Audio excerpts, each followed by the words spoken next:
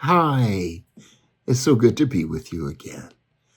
I'm here in Stevens Point, Wisconsin, and it is a wonderful, wonderful place where God's holy people are here. And today, as I record our scriptural passages and our reflection for the day, what I looked at was the first reading comes from Isaiah, and the second, the prophet Isaiah. The second comes from St. Matthew, and they seem like they don't really mix, but hear me out. In the first scripture from Isaiah, Isaiah says that God has told him that, like rain, uh, His word will come down like rain and snow to come to the earth and soak in. That it will be uh, giving moisture and life to a barren land, and that word won't go down there and not his rain won't go down and not receive something from it. That there will be growth, there will be joy, there will be strength, there will be life. And so this word is like the rain, and that the word that soaks the earth will come and it will do what it was sent to do. And so now we switch over to Matthew's gospel, and it's the gospel in which the apostles have asked Christ how to pray. And it is this time that we hear the Lord's Prayer, the word, the Our Father, as we call it.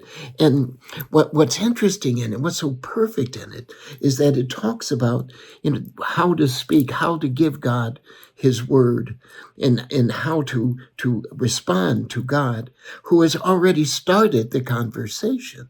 So when we say our prayers, we're not yelling up to an empty or silent sky.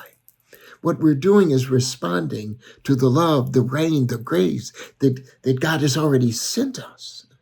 And it's an extraordinary prayer, but there's a part of it that we as Catholics and anyone who normally recites or prays the Lord's Prayer, and that's part that says that forgive us our trespasses as we forgive those who trespass against us. Yes, that's the difficult part, isn't it? That if we only dole out forgiveness by teaspoon, we expect God to respond then by giving us mercy through that same teaspoon. But that's not how we do it. We give a teaspoon and expect a gallon. God's saying that's not how it works.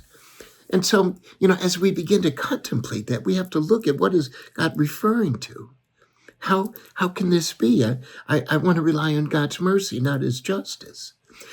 And then it came to me from Isaiah that if the rain is coming down, bringing us grace and glory, by my unforgiveness, I'm putting up an umbrella. My unforgiveness is an umbrella that stops the grace and the joy and the goodness to rain upon me, to soak in my hardened heart. So unforgiveness does not allow me to fully embrace the grace of God.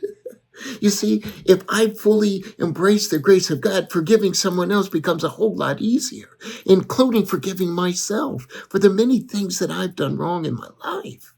So the idea of forgiving is not only for the other person's sake, but it's for my soul.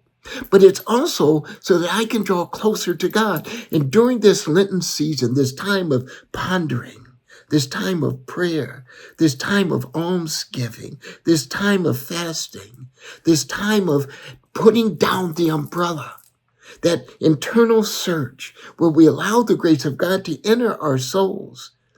And then when the rain and the snow come down, the glory of God reaches us. It will not be returned to God the Father fruitless.